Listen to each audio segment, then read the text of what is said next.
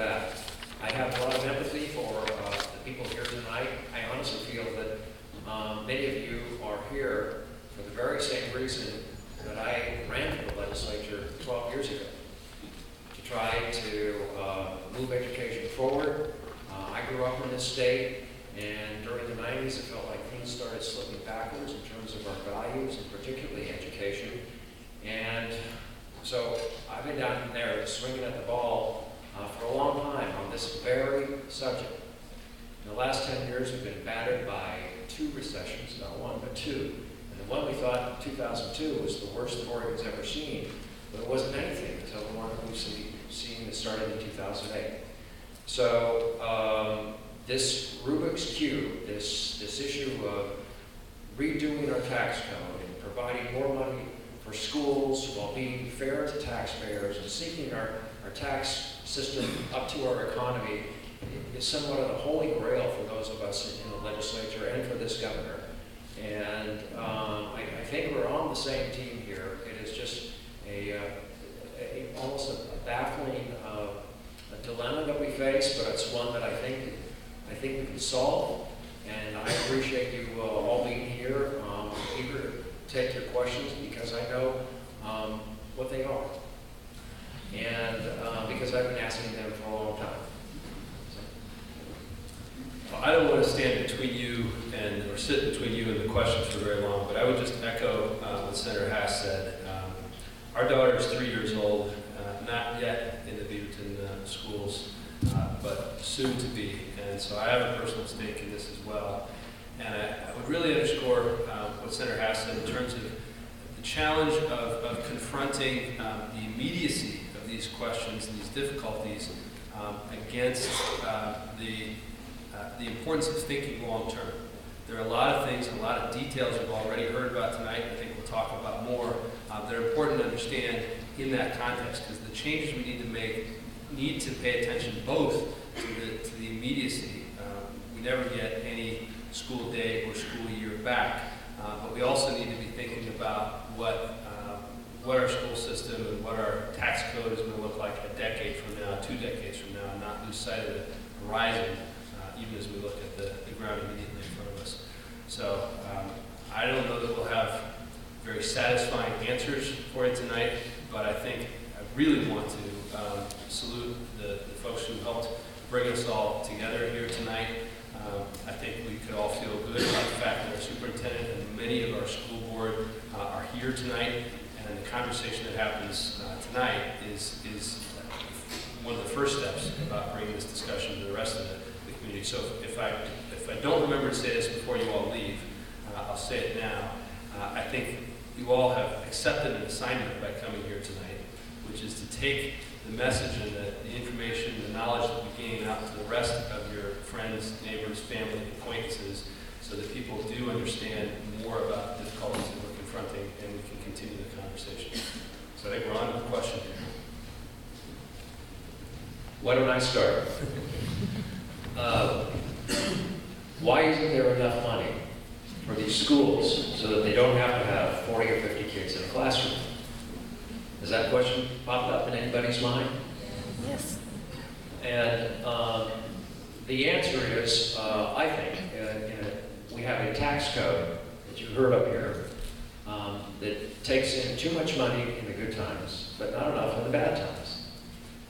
And it's in these bad times that Oregon has these train wrecks. No state is as dependent upon one single tax as Oregon is on its income tax than Oregon is. We're very dependent on the income tax, pays 90% of the bills in the state. And when times are good, it works, kind of.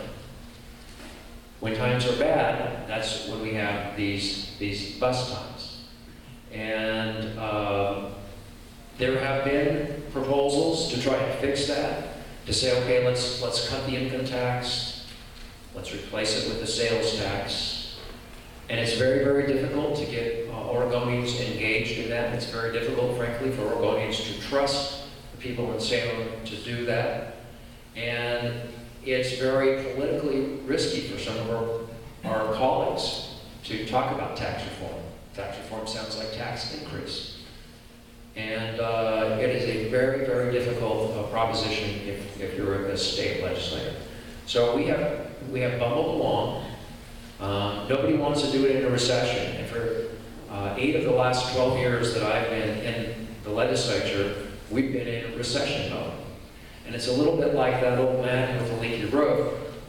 He doesn't fix the leak when it's raining because it's raining, and he doesn't fix it in the winter because it's raining, and he doesn't fix it in the summer because it's not leaking. And that's a little bit how we are with tax reform. When times are good, we don't need to do anything. When times are bad, well, let's wait until times are good before we can do anything.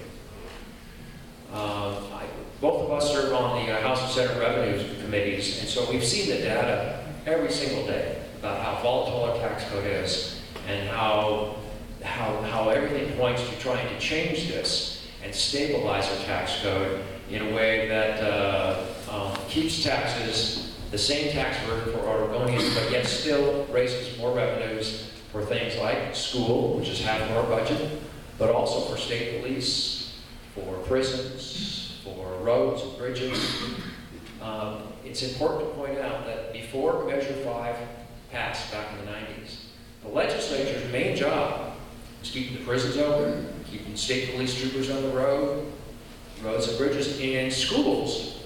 That was a small part, less than a third of the budget. Okay, voters passed that property tax cut measure back in the 90s and gave the legislature this additional responsibility, and it has been something of a struggle ever since. And so it is way past time for us to do something in terms of tax reform, and I think we're there now. And I know that this governor that we have, John Kitzhaber, is working to try and set the stage for a tax reform measure in the next couple of years. It won't be next month, and it won't be next year. There's a few things that we have to do first to get there, but I'm optimistic. I'm more optimistic now than I was before that we get there. So that's the long-term fix to getting more money into our classrooms. It's not going to fix these classroom sizes this year, and it's only going to get a little bit better next year. The short-term fix, I'll turn to you. Thank you so much. I think that everybody has to be cognizant of the experience we have as legislators. And I had it twice just today. Eloquent, informed, passionate people come before us and say, my program, my thing, the thing I care about, the thing that's going to make a difference, the quality of life in Oregon, the health of Oregonians, all these things, you got to protect my program. And if you're like me, you say, you make a good case. I agree. And then the next obvious question is, so what should we cut instead? And generally, that's where the conversation kind of grinds to a halt. That's often the place we're in as legislators. There is a finite amount of money to devote to these things. And we've already sort of mentioned the major components of the budget. 90% is devoted to education, human services, and public safety. So when people say, oh, cut something else, there's not very much money in something else. So I think the short term is going to be very much about educating all of our friends and neighbors and about making sure that there is the support for legislators who are willing to talk creatively, to advance the discussion about tax reform and about really trying to maximize the dollars within what we have that go to education. That means that we have to be able to say no to a lot of other things that are worthy and important. So this is probably where I referred earlier to not giving you a lot of satisfactory answers. But that, I think, is the kind of conversation we have to have in the next session. So let's go to some questions. There are microphones at the front of the house. One person's coming up. I'm ready. You're up. Can everybody hear me? My name's Karen Servin. First, I'd like to say thank you very much for coming tonight because it's really great to finally have a better understanding of how the funding works. I know I feel like I've been going through a quagmire just trying to understand it all. And I realize that Measure 5 is, most of why all this funding issue has come down upon us. So my question is, how do we repeal it? Can we repeal it? And if we did, would that help? I know we have, being an initiative state, could we as citizens initiate a repeal? Would that really make a big difference? I don't think a repeal is in the cards. No. But I do think a better way to do it would be the full meal deal tax reform that would not only look at property taxes, but income taxes. Maybe add a new tax, and if it's not a sales tax, there's other ways to skin this cat. Maybe it's remove all of the tax breaks, including mortgage deductions and tax exemption and some of those things. But because we're privy to polls all the time, I'm certain that just repealing Measure 5 some 20 years later wouldn't pass muster with voters. And even if it did, I agree with Senator Hath, but even if it did, it would not address the volatility question because we're still very dependent on the income tax and we can still be very up and down. So I would support what Senator Hath said in terms of looking for more stability with a full discussion about comprehensive reform. Let's go over here.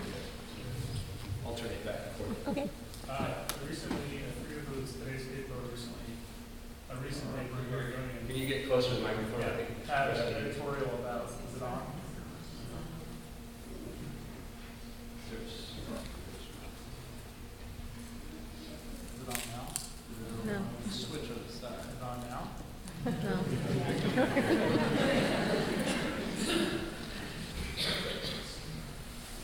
Yeah, so the editorial was in the Oregonian about, and it talked about a bunch of things relative to school funding, but it specifically mentioned the impact of PERS and the public employee retirement system and the increase annually in PERS costs and the impact of that on school funding. So I'd like to understand to what extent this situation gets worse over time as a result of PERS specifically as a cost to the educational system.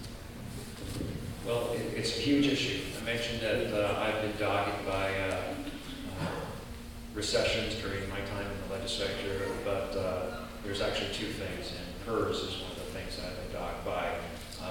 I was one of the legislators who voted for the PERS reforms in 2003, and those went pretty far. You could say they went as far as the law would allow. They actually went further than that because the Supreme Court threw out some of those reforms. But those reforms, for the time being, helped stabilize PERS, totally created a whole new retirement system. And not only, I think, saved taxpayers hundreds of millions of dollars, but stabilized the PERS system so that school teachers and police officers and others could depend upon their pension when it was time for them to retire. Now we're 7 or 8 years past that, and there are still some things we should do.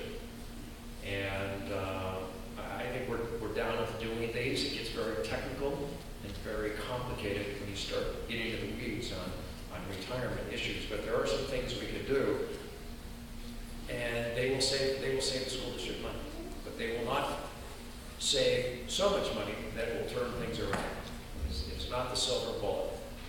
These are hard votes, and frankly, what's out there still to be done is less draconian than what I already voted for, and I think that it's very doable.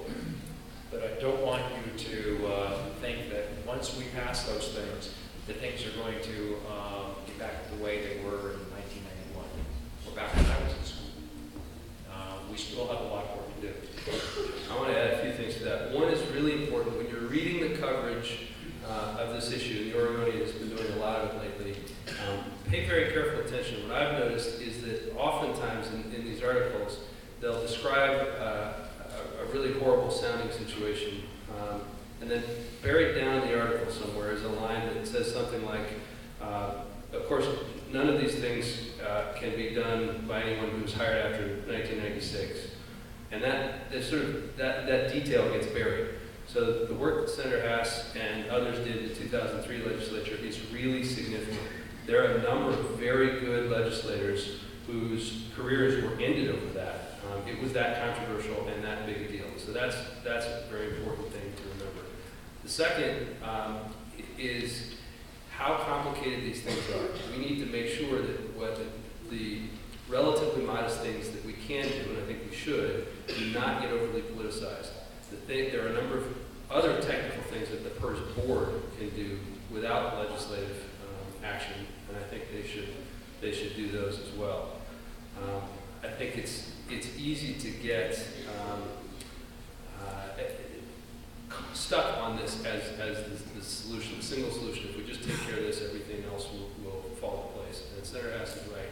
It's an important issue. We need to keep working on it. There's some modest things that can help, but this alone is not going to solve our problems. I hope that answers the question on PERS. I'd be happy to go deeper into that too.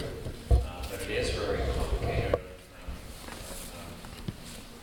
It should be dealt with that in mind, in a thoughtful way. People discussing the solutions here in a way that's fair to schools, but also fair to retirees. People that came to the state and said, okay, I'll work here for less pay with this pension, and you can't at the end of their career say, okay, we decided to change our mind. So, and it gets very, very complicated. Lowering the guaranteed interest rate, for example, has the counterintuitive effect of raising short-term costs. So those of you who are in the pension actuarial business understand how this gets, but it's a very thorny, complicated issue, as I learned years ago. Hi, thank you very much. Thank you for the demonstration. It's if you're an economist, you can understand all that. It's a lot of superfluous information that most of us won't remember, but you seem to know your job. I'm a political science major, so I went to college. I also am a volunteer coach. I have 2 children in the school system, and we've been here for about 10 years. I'm a small business owner that recently got out of that because of the economy, and so just that's a little of the background. So I'm not just some fly-by-night guy. I have some education. I understand politics and the economy and spending. It can be quite complicated, and I appreciate the hard work that both of you do. One thing that's kind of shocked me so far that I have not heard, and this is the basic premise, is that when things are bad, we got to stop spending. And I've heard cuts and I've heard tax reform, and we've heard the PERS, which we all know it is what's the largest portion of the Beaverton's education budget? Goes towards what? Goes towards what? Salaries and entitlements. Is that correct? So if you need to make cuts, you need to make there. What I don't understand is that every time we get in trouble, there's no fiscal responsibility, which bothers me during the times of plenty, like you said. And everybody spends everything they have, and there's programs in place. If you don't spend what you're given, then you don't get it the next year. Is that correct? No. It's not correct. Okay. Because having talked with district administrators, if they have a budget for something and they don't use it all, then the next year they could lose that. So it's kind of a spend, when it's fat, and that kind of got us. We didn't put any aside, and now we're in these times. But the thing is we need to cut spending, and the biggest thing, the jugular vein that's severed, is the cost of our teachers. Now, I support teachers. I'm a volunteer.